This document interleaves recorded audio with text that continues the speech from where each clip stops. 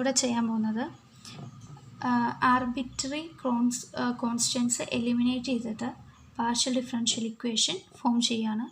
അപ്പോൾ ഈ കേസിൽ നമ്മൾ do Z by do X P ആയും do Z by do Y small letter Q ആയിട്ടും, സ്മോൾ ലെറ്റർ പി ആണ് നമ്മൾ യൂസ് ചെയ്യുന്നത്, ഇങ്ങനെ കൺസിഡർ ചെയ്യണം. അപ്പോൾ ഈ ഒരു ക്വസ്റ്റ്യൻ കൺസിഡർ ചെയ്താൽ z equal to x minus a the whole square plus Y minus B the whole square.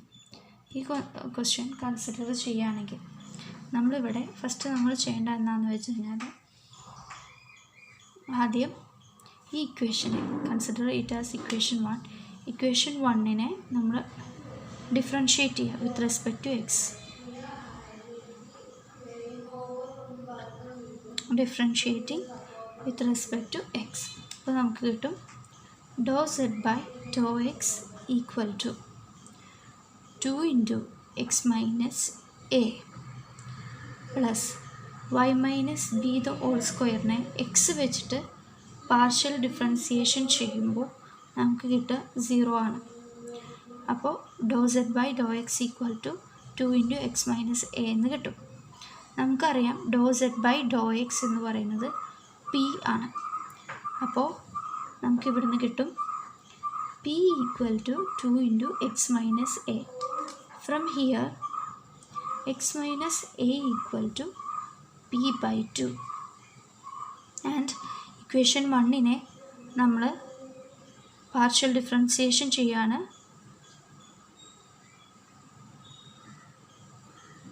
With respect to Y വെച്ചും ചെയ്യാം. അപ്പോൾ do Z by do Y that is Q, small letter Q ആണ്, നമുക്കറിയാം small letter Q ആണ്, which is equal to 2 into Y minus B. അതായത് എക്സിനെ differentiate ചെയ്യുമ്പോൾ partial differentiation ചെയ്യുമ്പോൾ 0 ആണ് കിട്ടുക.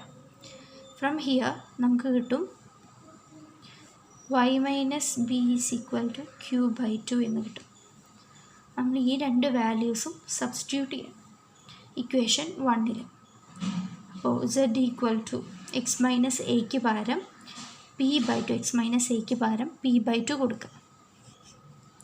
Z equal to P by 2 whole square plus Y minus ബിക്ക് പകരം ക്യൂ ബൈ 2 കൊടുക്കുക. Q by 2 the whole square.